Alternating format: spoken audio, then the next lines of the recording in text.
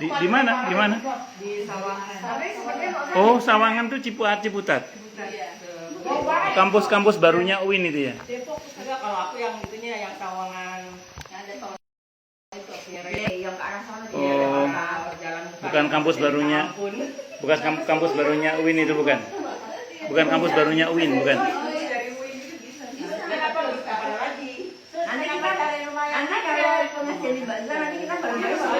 Enggak.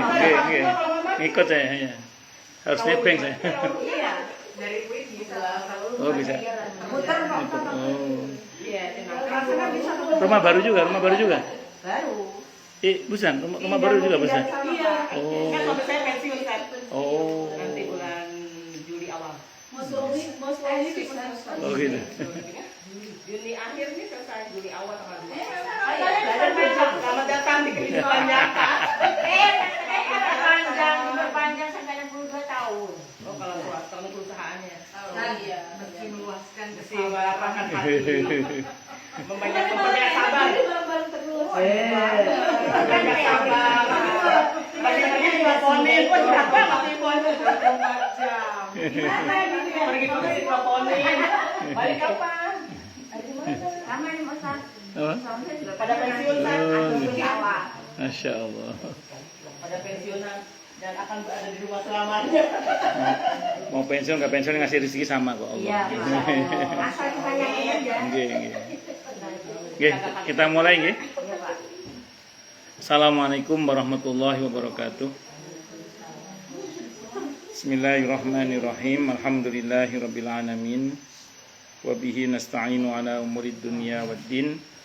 Wassalatu wassalamu ala asyrafil anbiya'i wal mursalin. Sayyidina wa habibina wa syafi'ina wa qurrati a'yunina wa maulana Muhammadin wa ala alihi wa ashabihi wa dzurriyyatihi ajma'in, amma ba'd. Asyhadu an la ilaha illallah wa asyhadu anna Muhammadar Rasulullah wa ufawwidu amri ilallah. Innallaha basirum bil ibad. Hasbiyallahu la ilaha illa huwa alaihi tawakkaltu wa huwa rabbul arsyil azim. Qala Allah ta'ala fi kitabihil karim hikayatan an nabiyillahi Musa alaihi salam. Rabbi syrah li sadri wa yassir li amri wahlul 'uqdatam min lisani yafqahu qawli. Para asatidah, para ibu-ibu sekalian, hafidhoni wa hafidhakunallah. Kenapa? Dakot kipas? Iya. Oh. Berisik ya. Ada lagi bangun. Wabil khusus sahibatul bait Ibu Umi Yakti, betul nggih? Oh, Ibu Umi. Oh, Umi itu panggilan orang-orang ini Oh. Itu dipanggil seperti ibu gitu. Oh. Bukan. Yang betul Kalau nama Ibu. saya yang asli Yaktiningsih. Ibu Yaktiningsih. Iya. Yang semoga beliau beserta keluarga besarnya dan kita semua semoga selalu dalam naungan rahmat, barokah, perlindungan serta bimbingan Allah Subhanahu wa taala. Amin, Allahumma amin insyaallah. Dan tentu saya doakan semoga kemuliaan ibu-ibu sekalian selalu dijaga dan ditingkatkan terus oleh Allah Subhanahu wa taala sebagai seorang muslimah, sebagai seorang istri, sebagai seorang ibu, dunia hingga surga. Amin, Allahumma amin insyaallah. Allahumma inna nas'aluka ilman nafi'a wa rizqan thayyiba wa amalan mutaqabbala wa fatahallahu lana futuhal arifin. Allahumma inna na'udzubika min ilmin la yanfa' wa amalin la yurfa' wa qalbin la yakhsha' wa du'a ila yusma. Allahumma ati anfusana taqwaha wa zakkiha anta khairu man zakkaha anta waliyuha wa maulaha. Amin, Allahumma amin insyaallah. Pertama-tama tentu mari kita haturkan puja dan puji syukur kita ke hadirat Allah Subhanahu wa taala dengan berucap alhamdulillahi rabbil alamin. Mudah-mudahan dengan hamdalah ini nikmat dari Allah untuk kita ditambah. Karena Allah telah berjanji dalam Al-Quran di surah Ibrahim ayat 7, A'udzubillahi sami'il alim minasyaitonir rajim. Wa idh adzana rabbukum la in syakartum la azidannakum wa la in kafartum inna adzabi lasyadid. Jadi kalau kita bersyukur, sungguh nikmat dari Allah untuk kita ditambah. Dan kalau kita kufur, kita diingatkan oleh Allah akan siksa yang sangat pedih. Ini janji Allah, dan janji Allah dalam Al-Quran itu la raiba fi. Tidak ada keraguan di dalamnya.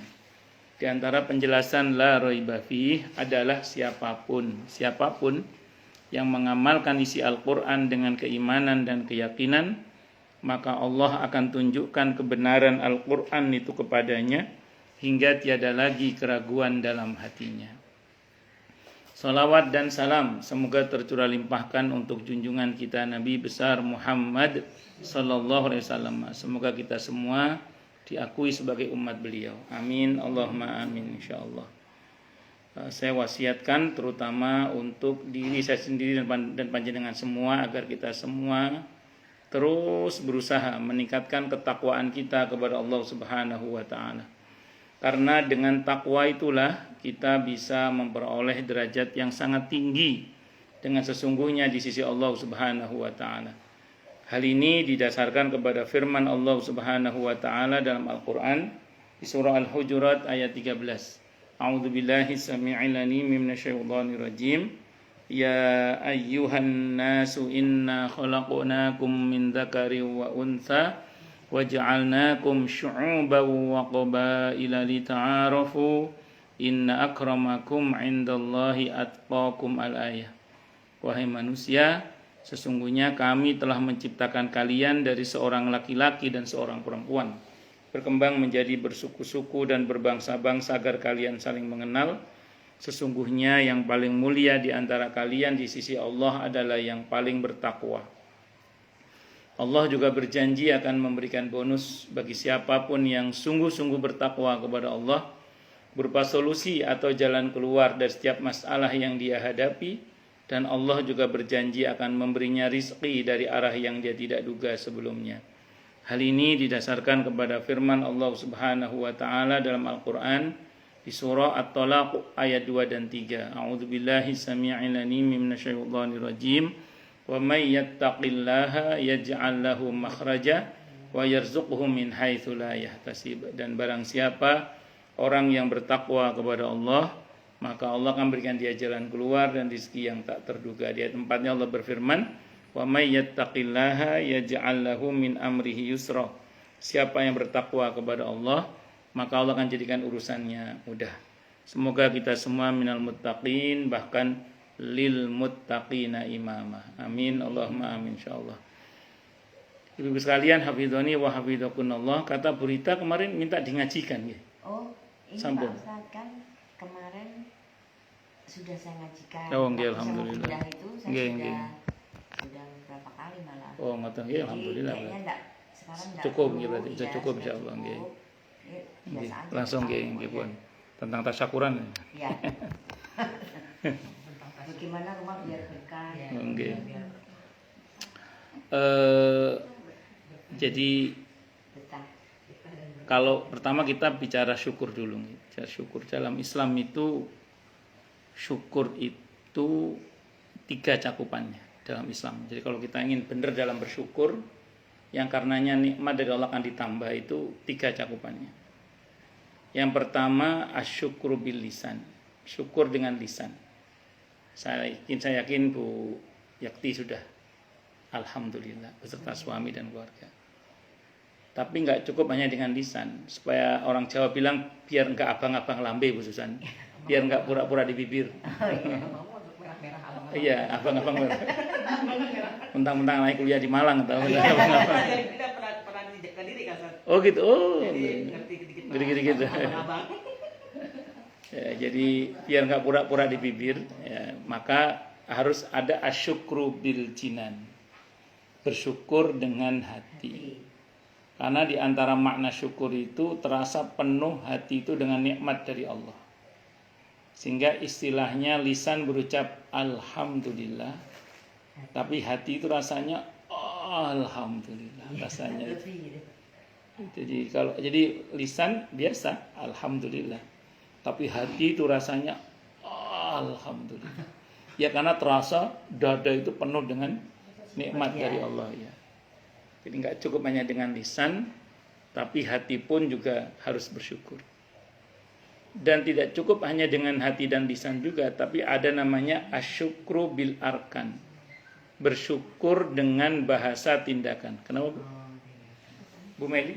Oh, enggak ada apa-apa. Enggak, saya enggak panasan enggak.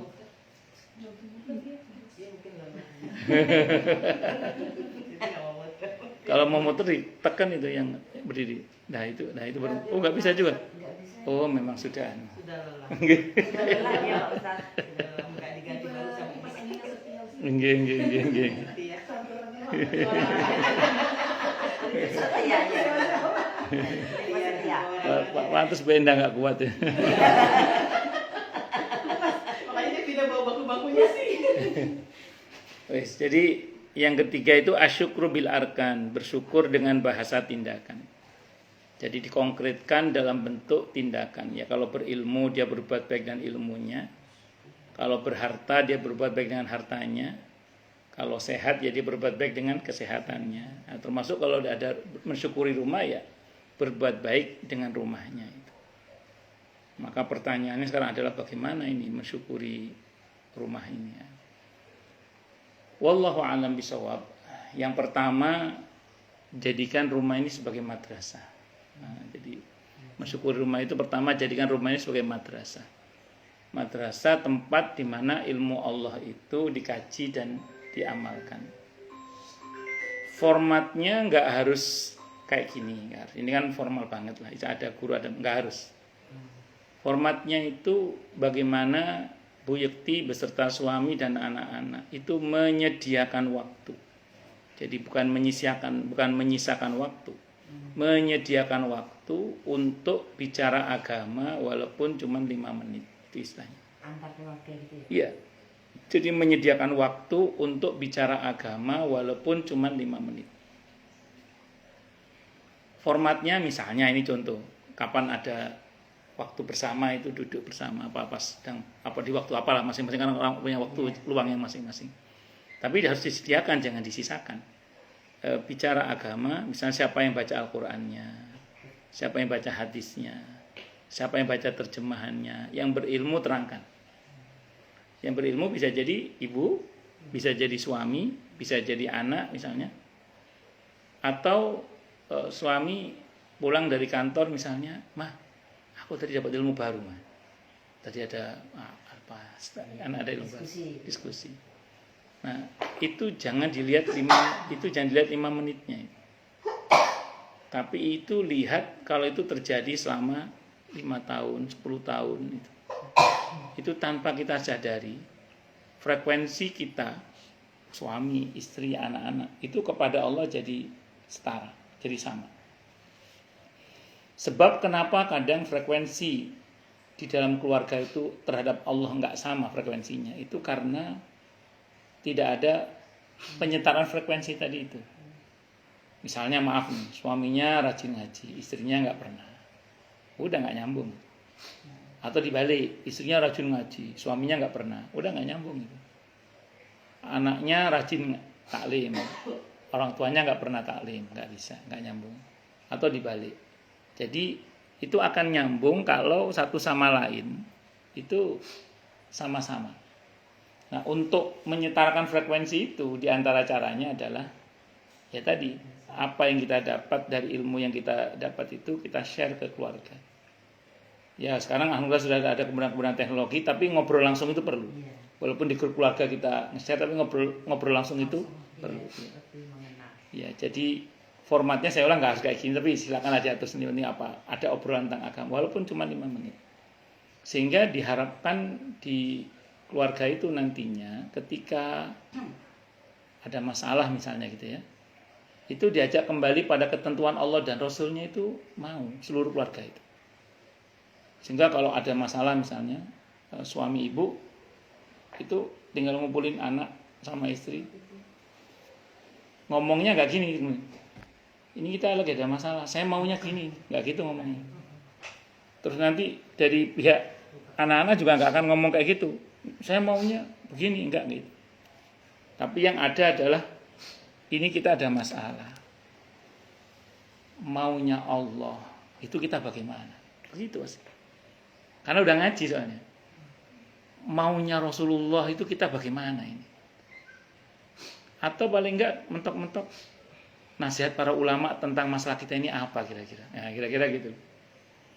Itu saya jamin anak pasangan itu diajak kembali pada ketentuan Allah dan Rasul itu mau, saya jamin insyaallah. Asal frekuensinya sudah disamakan, disetarakan tadi itu. Sebab kenapa kadang suami nggak siap diajak kembali pada ketentuan Allah dan Rasulnya, demikian juga istri, anak dan seterusnya. Kenapa? Karena frekuensinya nggak sama. Itulah kenapa kadang masalah rumah tangga itu berlarut-larut ya, diantaranya gara-gara itu frekuensi yang nggak sama itu. Tapi kalau frekuensinya sama, insya Allah diajak kembali pada ketentuan Allah dan Rasulnya itu mau dan cepat selesai insya Allah.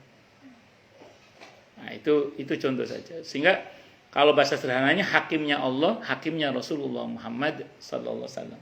Masalah apa saja hakimnya Allah, hakimnya Rasulullah Muhammad sallallahu alaihi wasallam.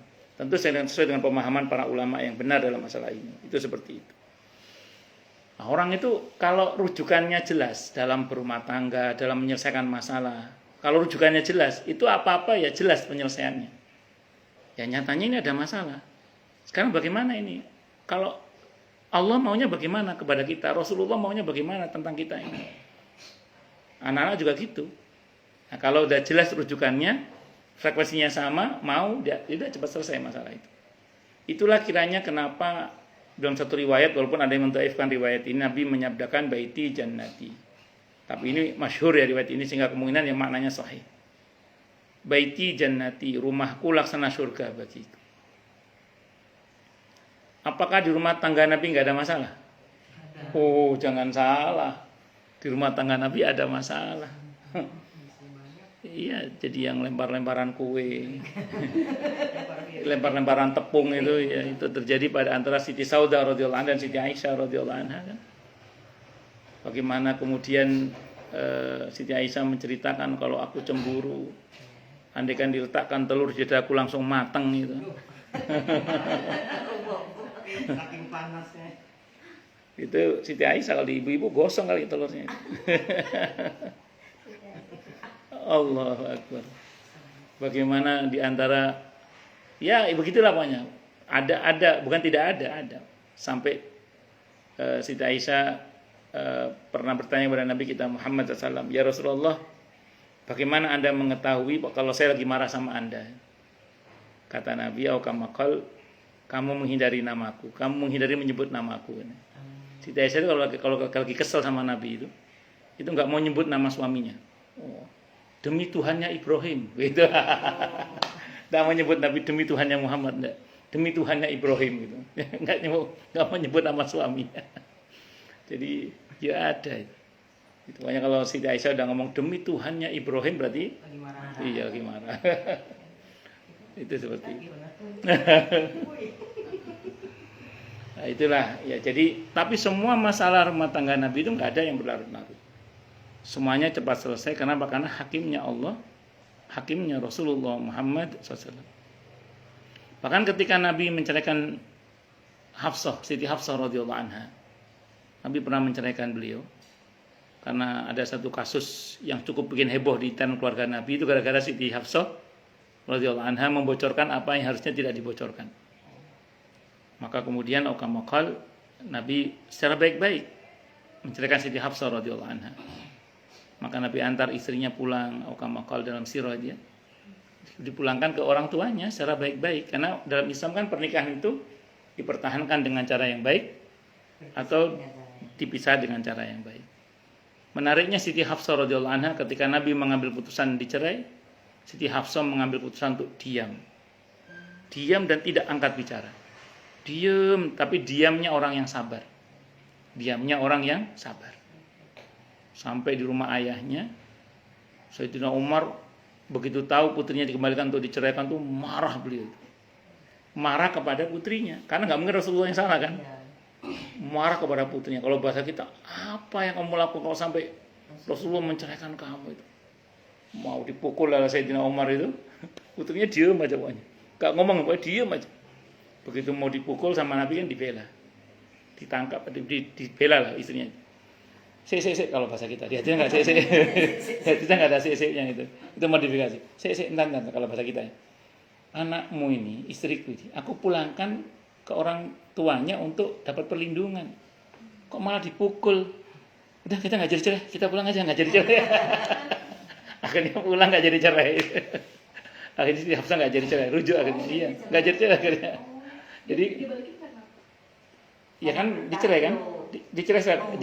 Jadi ceritanya ada rahasia yang harusnya Siti Hafsah jangan sampaikan. Karena beliau sampai akhirnya intern keluarga Nabi itu heboh. Karena ada kericuhan, akhirnya Nabi memutuskan udah dicerai aja. Akhirnya beliau ngomong baik-baik ke Siti Hafsah. Dan Siti Hafsah mengakui kesalahannya dan Nabi putus untuk kita cerai saja. Diceraikan, sudah diceraikan. Karena diceraikan dipulangkan kan. Kan masih cerai satu kan masih boleh bareng kan tolak raj'i masih kan. Maka dibawa pulang, dipulangkan sudah baik-baik ke Sayyidina Umar. Dan Nabi harus pernah begitu supaya kalau ada yang begitu ada contohnya. Karena ada sebagian orang kan kasus menceraikan tidak dipulangkan secara baik-baik, main ditinggal gitu aja. Iya, naudzubillah min dzalik. Pernah ada jamaah saya itu beliau keponakannya, sebenarnya keponakannya juga jamaah saya, suaminya juga jamaah saya, jadi jamaah saya semua itu. Tantenya jamaah saya, keponakannya jamaah saya itu juga jamaah saya, suaminya juga jamaah saya yang menceraikan itu.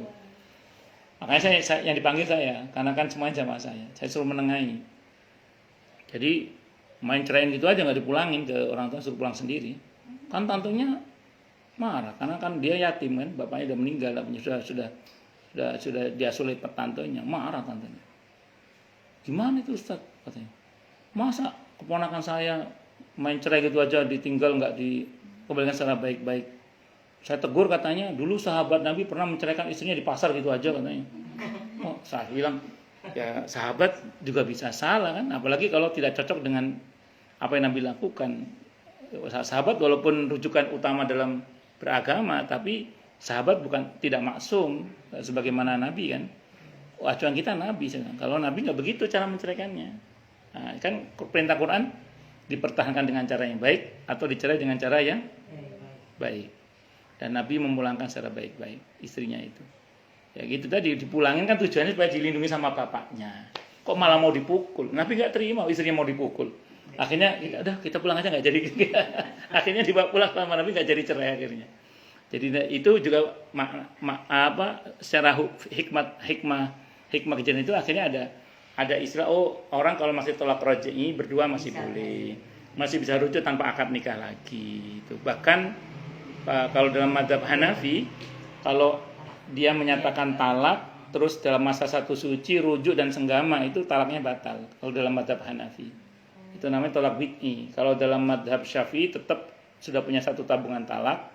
Andaikan berantem lagi kalau kata talak dua kalau mazhab Syafi'i. Kalau Hanafi bisa batal itu, bisa batal. Jadi iya nol lagi dari nol lagi. Kalau talak dalam masa satu suci itu rujuk dan senggama, tapi syaratnya senggama. Kalau nggak senggama tetap punya tabungan satu. Berarti itu harus ada senggama itu. Okay.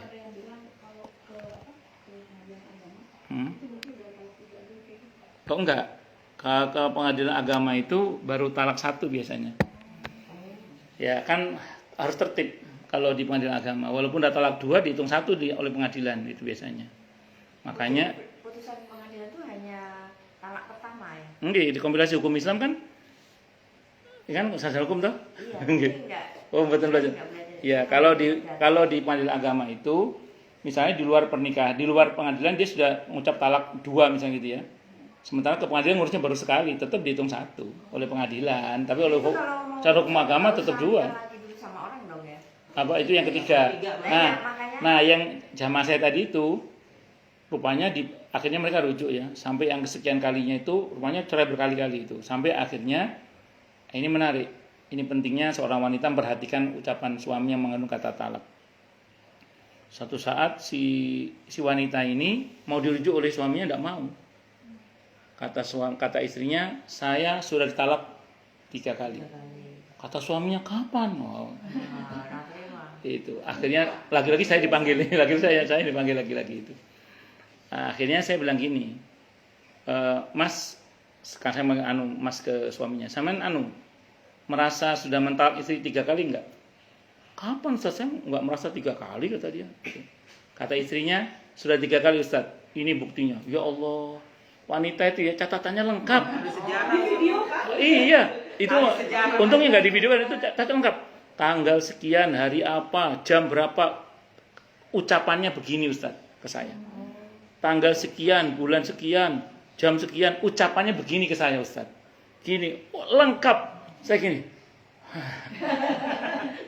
Ya sudah Mas, sama nggak bisa rujuk, saya bilang. Sudah 3 kali ini. Saya bilang. Iya, belum pengadilan. Akhirnya si istri nggak mau dirujuk karena si istri merasa sudah 3 kali talak sudah. Nah, si istri merasa sudah 3 dan sudah ada buktinya, ada catatannya, sampai pilihan kata dipakai suami itu pas mengucapkan itu apa itu? Iya. Itu ada semua. Saya baca itu. Wah, kalau gini Mas, sudah 3 ini, lebih bahkan 3 lebih bahkan ini.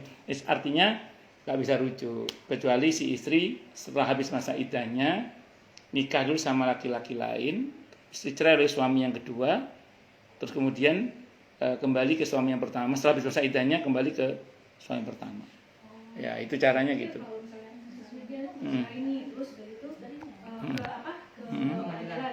Itu satu.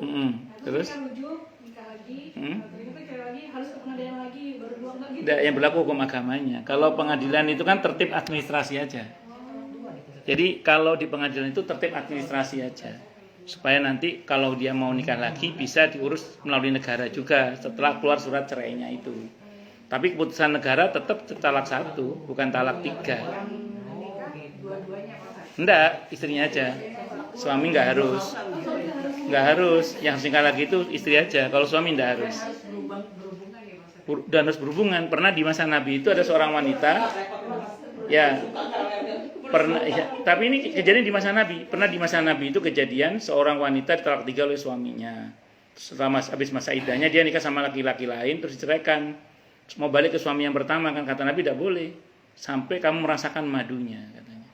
Jadi harus disengat dulu. Kalau nggak sengat dulu nggak bisa. Nah, itu pelajaran buat kaum laki-laki.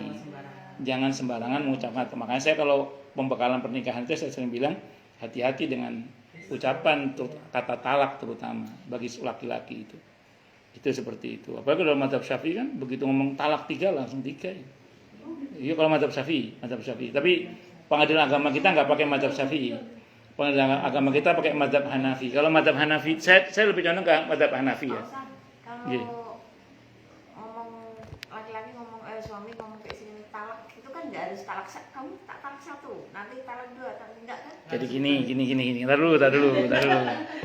Itu tertib nanti suaminya. Kalau dalam mazhab Syafi'i itu kalau orang ngomong misalnya, "Ma, kamu saya cerai."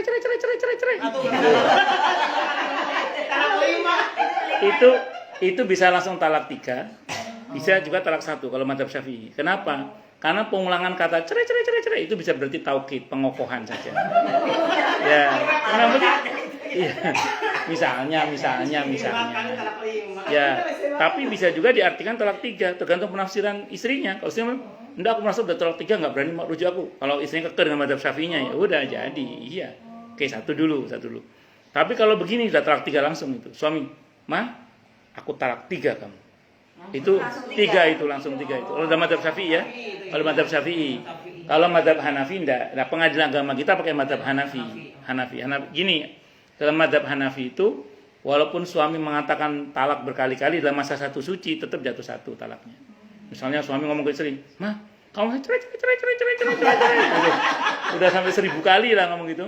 Tapi selama masa 1 suci, semuanya selama masa 1 suci itu tetap talak 1. Terus menariknya dalam mazhab Hanafi itu ada tolak bid'ah, ada tolak sunni. Nah, kata beliau gini, dalam mazhab Hanafi sebenarnya yang saya pahami ya. Kalau kemudian dalam satu masa suci itu si suami menyesal, terus rujuk kan, rujuk plus senggama dalam masa satu suci, maka talaknya batal. Jadi tidak punya tabungan talak. Itu kalau dalam mazhab Hanafi yang saya pahami. Kalau mazhab Syafi'i itu nggak batal, tetap dia ya dihitung satu talaknya. Tapi Enggak. kalau Indonesia kan Syafi'i ya Ustaz. Syafi'i madhabnya, tapi di pengadilan agamanya pakai Hanafi. Jadi jadi gini, pengadilan agama kita itu punya prinsip mempermudah menikah, mempersulit bercerai. Makanya perceraian itu kalau pakai madhab Syafi'i gampang, cerai itu. Tapi kalau pakai madhab Hanafi agak dilambat-lambatkan gitu loh. Nah, makanya madhab Hanafi itu, iya betul, ada rekonsiliasi dulu, didamaikan dulu. Makanya dalam madhab Hanafi itu menarik memang. Jadi dalam masalah nikah pakai mazhab Syafi'i, dalam masalah cerai pakai mazhab Hanafi, mazhab agama kita itu. Boleh, tidak apa-apa, kan tujuannya untuk kemaslahatan umum. Tapi kalau perempuan mau minta cerai gitu? Nggak ngaruh, nggak ngefek. Kalau perempuan nggak ngefek, kalau perempuan nggak ngaruh. Baik. Nggih. Nggak boleh. Iya, nggak boleh. Kalau sudah tolak, nah gini. Kalau sudah tolak bain kubro, harusnya keluar dari rumah. Kalau tolak bain kubro itu tolak bain yang sudah tidak bisa rujuk, bahkan tidak bisa nikah lagi kecuali si istri nikah dengan laki-laki lain dan disengat oleh laki-laki yang kedua itu, terus kemudian diceraikan oleh laki-laki yang kedua itu, terus kemudian dia habis masa iddahnya baru balik lagi, itu tolak bain kubro namanya. Kalau tolak bain sughra itu karena gugatan cerai. Istri misalnya gugat cerai suaminya, terus diputus di pengadilan, tolak bain sughra itu juga sama, nggak bisa rujuk, tapi bisa langsung nikah lagi dengan akad nikah baru. Jadi, ya contoh misalnya gini, ini contohnya. Itu bukan hulu ya Ustaz. Itu hulu namanya, itu hulu. Maka itu namanya itu talaknya namanya tolak bain sughra. Contoh, bisa. Ini contoh. Ada sama orang Kemang, tapi orang Kemang. Orang Kemang. Jadi beliau ini, tapi beliau ini antik beliau ini. Saya kan ngajar di Babu Tauba itu. Saya parkir motor mau ngajar ke tempat lain, ada sopir lari. Sopir Datus berbeliau atau siapa lari ke saya. Ustaz, tolong ke rumahnya ibu titik-titik itu. Oh, ada apa Pak? Ayo Pak, Ustaz tolong. Saya lari. Ya Allah, suami istri berantem, saya suruh datang. Gitu. Istrinya lari langsung ke belakang saya, suaminya lagi gini. Coba bayangkan tuh, orang Kemang itu coba. Kelakuannya orang Kemang itu. Lagi berantem sama istri. Itu salah satu sisi gelapnya orang Kemang. Istrinya lari ke belakang saya, suaminya ngejar istrinya itu, ada saya berhenti dia itu. Gitu. Istrinya belakang saya. Iya, lari sambil. Tolong Pak Ustaz tadi. Kata suaminya, saya nggak mau bicara sama kamu, sama Ustaz saja. Wah, akhirnya saya masuk ke dalam rumahnya, beliau ngobrol sambil itu. Saya bicara sambil gini, pasang kuda-kuda. Takut semuanya. Ya Allah. Nah itu beliau itu akhirnya gugat cerai suaminya akhirnya. Nah, suaminya digugat cerai oleh si istri. Hulu. Nah akhirnya gugatan cerai itu dikabulkan oleh pengadilan. Suratnya dikirim ke rumah kan, surat keputusan pengadilan bahwa pernikahannya sudah diputus oleh pengadilan dengan keputusan tolak bain sughra namanya. Nah, yang terima suratnya suaminya. Jumpetin sama suaminya. Maaf, terjadilah hubungan badan kan, seperti biasa suami istri hubungan badan. Iya. Begitu selesai hubungan badan, baru suaminya ngomong suaminya, Ma, sebenarnya sudah ada keputusan pengadilan bahwa gugatan cerai kamu dikabulkan. Terus ini suratnya. Istrinya panik, takut zina kan, takut. Habis begitu telepon saya, ya Allah. Itu orang Kemang. Ya tapi ini kasus hukum ya, tapi bukan orang Kemang bukan. Telepon saya, Ustaz sambil nangis. Kenapa Bu? Suami saya ini Ustaz, tanya. Kenapa? saya kan gugat cerai suami saya. Ternyata dikabulkan pengadilan, suratnya dikirim ke rumah. Yang terima suami saya, sembunyikan Ustadz, kita udah begitu katanya. Zina nggak saya Ustadz katanya. Ibu tidak tahu, ibu nggak zina. Itu suami yang nakal itu, saya bilang. Suami suruh tobat itu. Iya. Terus gimana Pak Ustadz? Ya sudah, ibu bukan istrinya lagi, saya bilang gitu. Ibu nggak bisa rujuk. Tapi kalau ibu mau jadi istrinya lagi bisa. Caranya Ustadz, akad nikah baru. Akan nikah baru. Perlu istrinya nikah lagi. Enggak, kalau ini enggak. Nah, ini itu namanya tolak bain suhra namanya. Tapi tidak bisa rujuk, tidak bisa langsung. Tadi kalau mau jadi suami istri lagi, akad nikah baru, akad baru, mahar baru, maharnya baru, mahar baru, iya, mahar baru. Ya kan istrinya nggak tahu, yang nakal suaminya dosa itu, suaminya dosa itu, kan disebut zina kalau tahu, kalau nggak tahu kan bukan zina kalau nggak tahu. Kayak itu kalau suruh nikah lagi ogah orang dia jadi bohong. Ya Allah, yang mana mereka kita, mereka kita. Mendekete. Iya. Saya nggak tahu akhirnya bagaimana. Karena saya bukan orang yang kepo, jadi saya nggak tahu kelanjutannya itu. Ya, jadi saya bilang ya akad baru, mahar baru, ya, saksi baru, wali baru itu. Ya semuanya suruh baru. Ya silakan. Ya kan, tapi yang kata kunci itu mahar baru. Iya. Bisa minta mahar. Langsung minta yang mahal. Jadi harusnya memang kalau sudah terucap talak itu walaupun talak satu harusnya berpisah ya Pak Ustadz. Kalau talak satu enggak, kalau talak satu masih boleh. Selama masih masa iddah itu 3 bulan 10 hari. Kalau udah menopause 3 bulan, kalau belum menopause 3 kali masa suci. 3 kali masa suci atau 3 kali masa haid, tergantung siapa ulamanya ya. Kalau Ibnu Qayyim Al-Jauziyah rahimahullah 3 kali masa haid. Masih boleh berhubungan sama suaminya itu.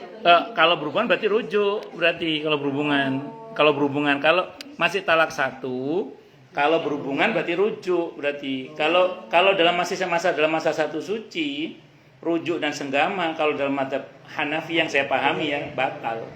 Batal talaknya. Kalau Iya. jadi Iya. dia ini nih. Oh, jadi kok bahas tentang perceraian nih? Saya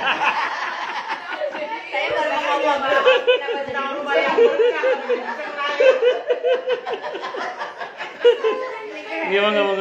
Ngomong. Cuman belajar. Salah satu ya. Iya. Salah satu tapi nggak dibawa ke pengadilan Ustaz. Jadi Iya. cuma suaminya Iya. saya talak gitu. Iya. Tapi mereka masih tinggal bareng. Bahkan sudah sampai 2 tahun.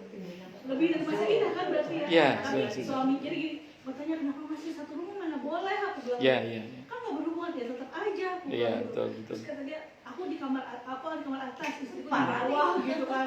Parah nih, Terus Bapak.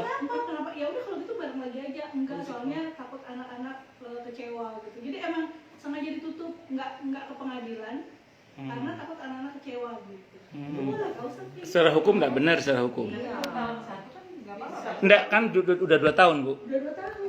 Masa iddah, iya. Iya, jadi masa iddah itu kalau sudah menopause 3 bulan.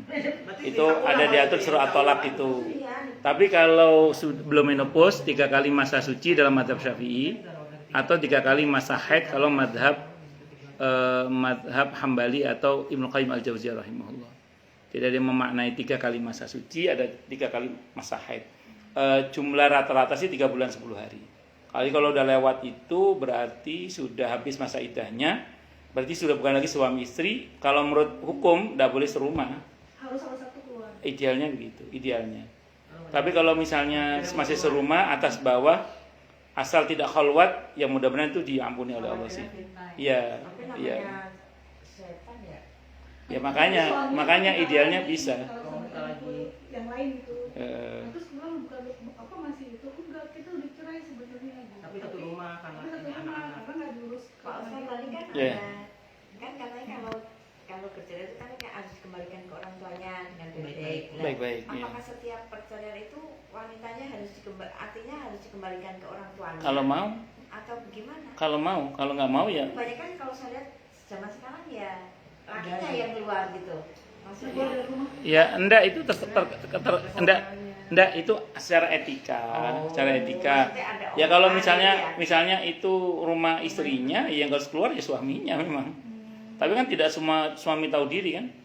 Iya, ada Kenapa sampai istrinya juga bisa juga begitu. Iya. Iya. Iya.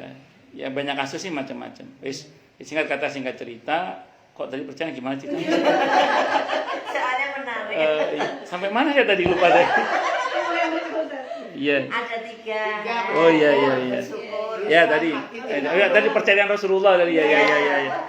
Ya itu Rasulullah bukan tidak ada masalah juga, cuman masalah cepat selesai karena hakimnya Allah, hakimnya Rasulullah Muhammad SAW. Nah, orang itu kalau hakimnya Allah dan Rasulnya itu ya rujukannya jelas, Iya. solusinya juga jelas. Beda kalau rujukannya kemauan masing-masing. Atau wujudnya bagus. Iya itu repot. Ya sudah jadi itu madrasah. Nah insya Allah kalau rumah sudah jadi madrasah, insya Allah rumah akan jadi jannah. Itu sebagaimana yang dalam hadis ada yang mengatakan itu dhaif hadisnya, cuman maknanya insya Allah sahih maknanya, yaitu baiti jannati, rumahku laksana surga bagiku. Kenapa kok saya katakan makna hadis itu sahih? Karena Nabi itu pernah bersabda begini, orang yang safar atau safar itu seperti potongan-potongan neraka. Jadi berarti kan bagi beliau jauh dari rumah itu seperti potongan neraka. Kenapa? Karena rumah beliau laksana surga.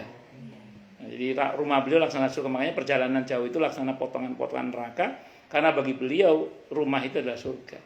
Berarti di luar rumah adalah neraka. Maksudnya kalau dalam perjalanan itu kata beliau. Itu coba dari riwayat itu.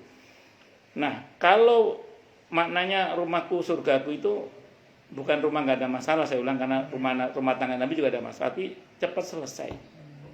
Karena hakimnya Allah, hakimnya Rasulullah Muhammad SAW. Nah, bahkan insya Allah kalau rumah itu sudah menjadi jannah, bahkan rumah itu bisa menjadi junnah. Junnah itu apa? Benteng. Benteng itu ya prajurit itu kalau terdesak oleh musuh, begitu masuk ke benteng dia merasa aman. Jadi seolah-olah kalau kita bahas dalam konteks rumah tangga kita, suami kalau ada masalah pengennya pulang ke rumah. Kenapa? Di rumah ada istri yang amanah, lisannya aman, hatinya aman, tangannya aman. Istri kalau ada masalah pengennya pulang ke rumah. Di rumah itu ada suami yang amanah, lisannya aman, hatinya aman, tangannya aman. Anak-anak kalau ada masalah pengennya pulang ke rumah, karena di rumah ada orang tua yang amanah, lisannya aman, hatinya aman, tangannya aman. Sehingga kemudian ya rumah itu jadi benteng, ya menjadi benteng bagi keluarga itu, karena apa-apa pulang aja ke rumah dia, karena dia merasa nyaman di rumah. Itu namanya rumah yang junnah. Kalau kita berhasil membentuk seperti ini Bu Yekti, maka insya Allah Bu Yekti dan suami, insya Allah dan semoga termasuk yang telah mengamalkan firman Allah di surah At-Tahrim ayat 6 itu, ya ayyuhalladzina amanu qu anfusakum wa ahlikum nar. Hei orang-orang yang telah beriman, jagalah diri kalian dan keluarga kalian dari bahaya api neraka. Itu prinsipnya. Jadi bermula dari menjaga rumah sebagai madrasah tadi itu. Nah, makanya kan kalau ke suami jangan cuma dapat berapa hari ini Mas, tapi lebih dari itu dapat ilmu baru apa hari ini. Anak-anak juga, ayo siapa tadi dapat ilmu baru, di-share dong. Atau di-share di grup keluarga dulu, nanti ngobrol. Usahakan interaksi langsung ada ya, karena tetap beda antara interaksi di media sosial, grup keluarga dengan langsung itu tetap beda, karena ada sentuhan ruh, ada sentuhan ruhani, dan itu berbeda itu.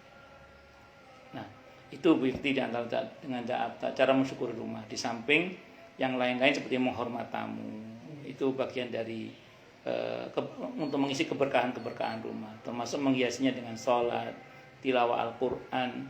Kalau bahasanya Nabi kan Al-Quran itu cahaya, sholat itu juga cahaya. Maka cahayailah rumah kita dengan sholat dan dengan bacaan Al-Quran itu. Dan insya Allah dengan itu rumah ini semoga diberkahi oleh Allah Subhanahu wa Ta'ala. Ya, saya kira itu yang bisa saya sampaikan. Semoga bermanfaat. Mau silakan ya, mau tanya, protes, marah boleh. Masalah itu masalah yang lain boleh. Monggo silakan kalau ada. Saya sambil izin makan ini, monggo.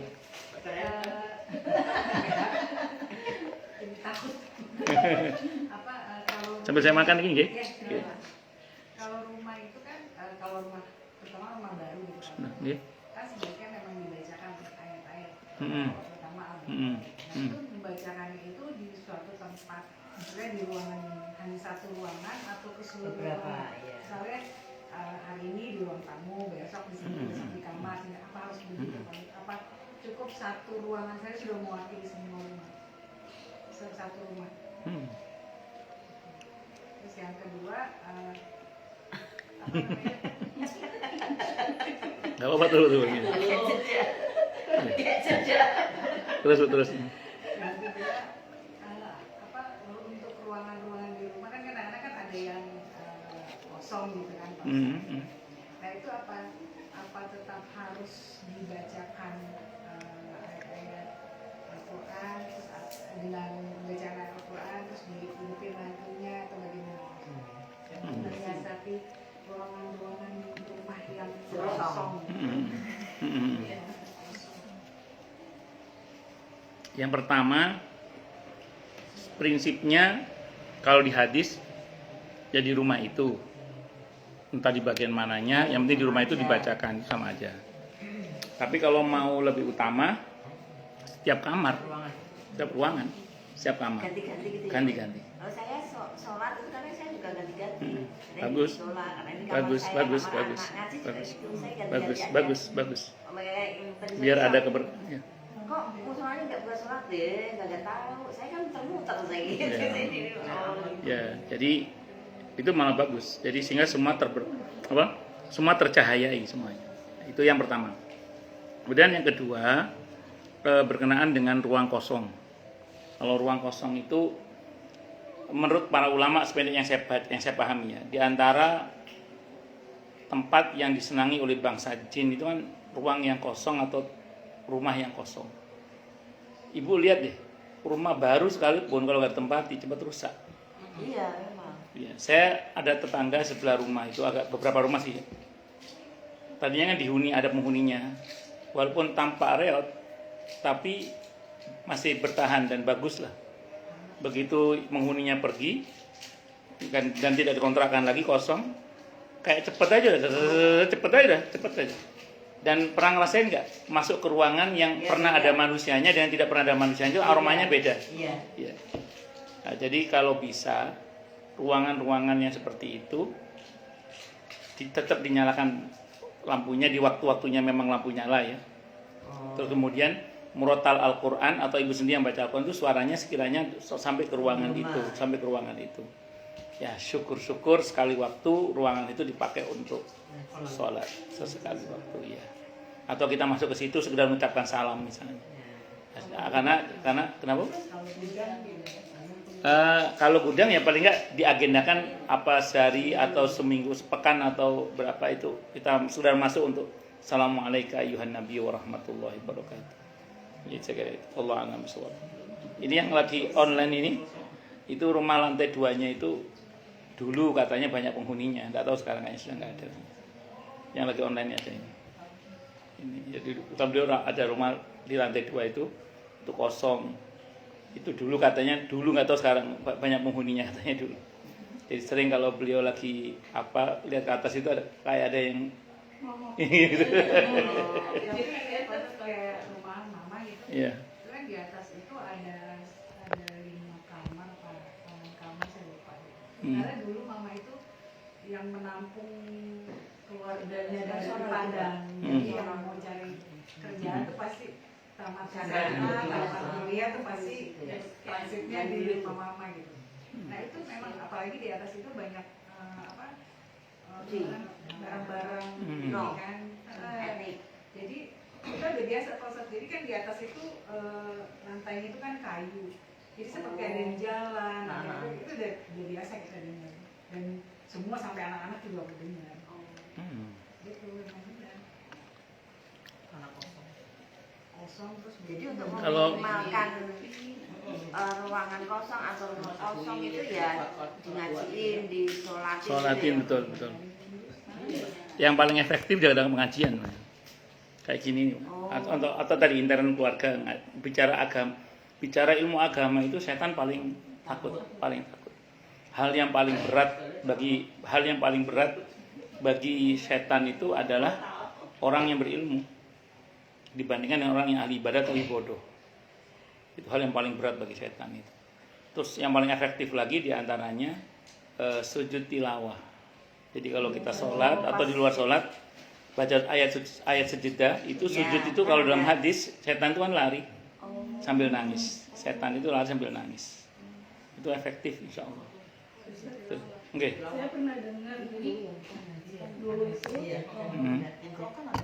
teori Big Bang ya.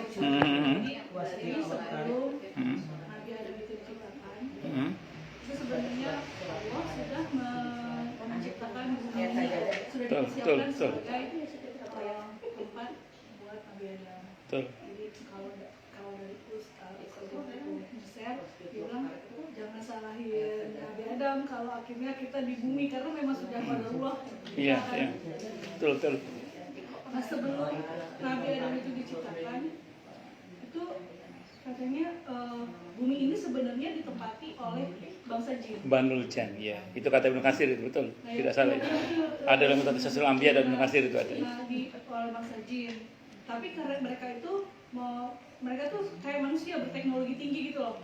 Tapi mereka membuat banyak kerusakan. Akhirnya Allah mengutus iblis sebagai panglima dan malaikat sebagai tentara-tentaranya untuk mengusir si jin ini yang ada di bumi. Akhirnya si jin ini pergi ke laut, ke gua gitu, ke hutan. Betul. Kayak misalnya hutan itu mengerikan ya memang situlah tempat mereka di laut gitu, terus di betul. Nah, yang jadi pertanyaan saya, berarti si jin ini itu beda ya sama iblis gitu maksudnya? Bagus. Jadi iblis itu minal jin. Iblis itu dari bangsa jin. Kalau di Ibnu Katsir nama aslinya Abdul Haris namanya. Jadi jin, iya. Jadi iblis itu kalau di Ibnu Katsir di Qisasul Anbiya itu juga ada Ibnu Katsir, karya Ibnu Katsir.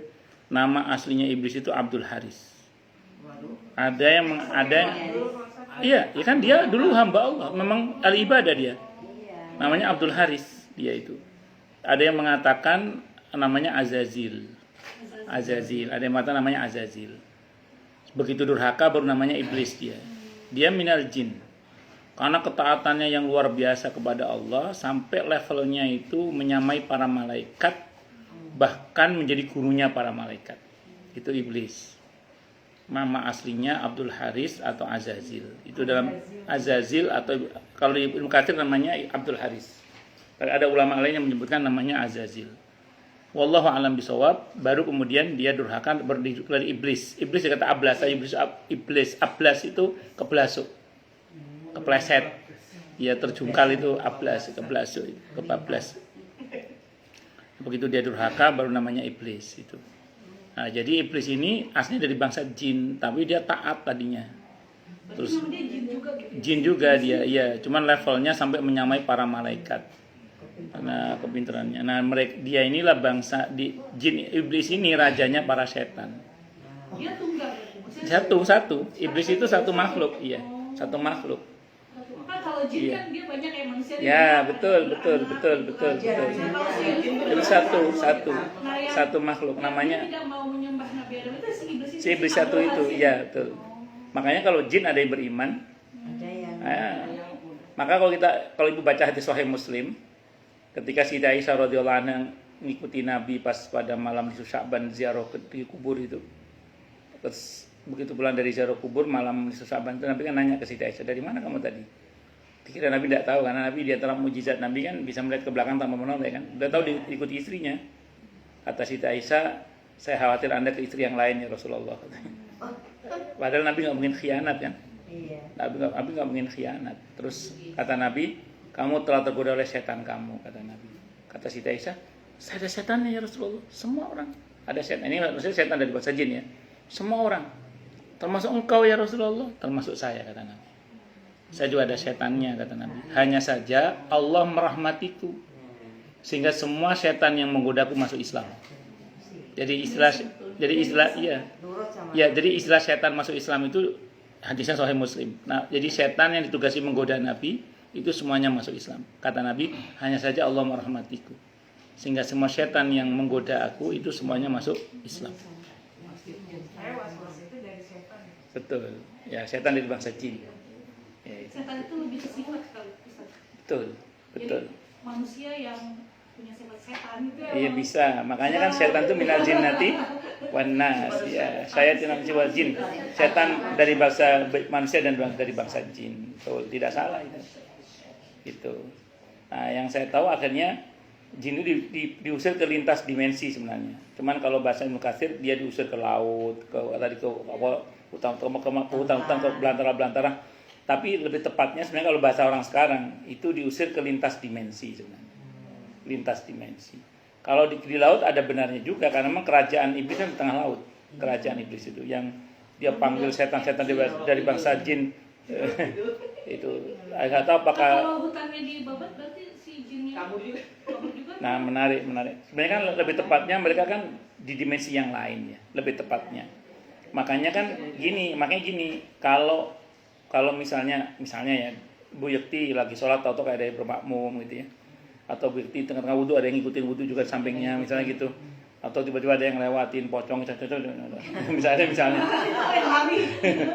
Itu sebenarnya kadang orang ngomong gini. Wah, rumah saya ditempati bangsa jin. Padahal bukan, bisa jadi kita menempati rumah mereka. Jadi bisa jadi mereka di sini sudah ratusan tahun yang lalu. Iya, kita yang baru sini kan gitu. Cuman ya tadi mereka kadang iseng, ada yang iseng kan, ada yang iseng nongol atau apa. Ada juga yang nggak iseng kan, yang nggak iseng maksudnya. Kalau kan bisa jadi kita menempati rumah mereka. Nah, dengan kita ngajiin, kita sholat itu mereka nggak tersinggung. Kalau dia jin kafir pasti tersinggung. Kalau mereka jin kafir. Kalau dia tersinggung lah, marah atau apa. Tapi kalau jin muslim malah seneng. Bisa aja malah ikut ngaji bisa jadi. Iya. Nah, iya. Ini kita ngaji nih.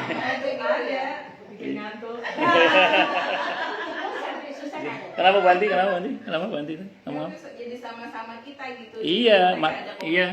Betul. Makanya gini. Selama mereka tidak mengganggu, biarin aja. Kalau ganggu baru namanya setan. Kalau selama nggak ganggu bukan setan. Tadi Bu Ivon kan cerita di rumahnya kayak itu. Saya masih kecil dulu atau pas pesantren lah. Itu kalau kami tidur, saya itu udah aliyah. Kita tidur di pesantren itu di sumur rame itu. Iya, karena kita udah biasa, ya kita biasa aja. Ya kita lihat nggak ada orang, tapi suara itu timba itu kayak rame aja. Itu sering dan itu biasa. Kalau saya di kampung saya sendiri, di rumah saya di kampung di Lumajang itu, saya tidur malam itu kan dulu di kampung itu belum ada PLN masuk saat itu. Adanya diesel jam 10 malam udah mati. Itu kita begitu tidur suara kuda lari, ya suara kayak dokar delman itu takwa kayak itu. Iya, itu saya sering itu. Iya. Cuman karena kita udah biasa, jadi iya. Saya itu sampai bukan sampai ketika saya masih di Lumajang lah. Kita duduk begini itu. Ada api terbang itu biasa itu. Iya, di Lumajang betul ya. Di Jawa Timur ya, Bu ya. Oh, di Anyer. Iya. Kalau di Ibu sekali ke kampung saya. Itu sampai sekarang mungkin ya. Itu bukan itu apa namanya? Dukun. Iya, cuman kita nggak boleh ngomong santet di kampung. Suruh ngomong yang merendahkan. Kan setan itu kalau diremehkan kan dia melemah kan. Nggak boleh. Kalau ngomong santet itu kan memuji. Kalau muji kan mereka tambah jadi. Kita ngomongnya apa? Oh, celeng gitu. Iya. Orang kampung saya gitu ngomongnya. Oh, celeng. Jadi kita rendahkan dia supaya nggak ngefek. Memang beberapa yang saya tahu ya, begitu celeng, mati nanti. Iya, bola api, ya macam-macam. Ibu pernah? Ya, itu di kampung saya itu. Jadi kalau Ibu sering bilang, Ibu tahunya mungkin pusat santet itu di mana, di Banyuwangi ya? Iya. Oh iya, di Banyuwangi itu. Jawa Timur santet itu Banyuwangi terkenal. Tapi yang lebih sakti itu Lumajang. Ada daerah Lumajang itu ada. Lumajang itu ada kampung pusatnya santet mengalahkan yang di itu. Iya. Jangan nanya alamatnya tapi. Misalnya kita sebagai turis gitu, Ya, pokoknya kalau jadi ustadz di Jawa Timur harus sakti, pokoknya. Nah, Maksudnya banyak wiridannya, zikirnya, doanya harus banyak. Saya itu, gimana? Saya itu pernah mau ceramah di Kediri itu. Bapak saya Allah yang pesen banyak-banyak doa, zikir, kata beliau. Kemarin teman saya ceramah di situ muntah darah. oh, Ya itu betul. berarti ya. Kalau Iya. dianggap sombong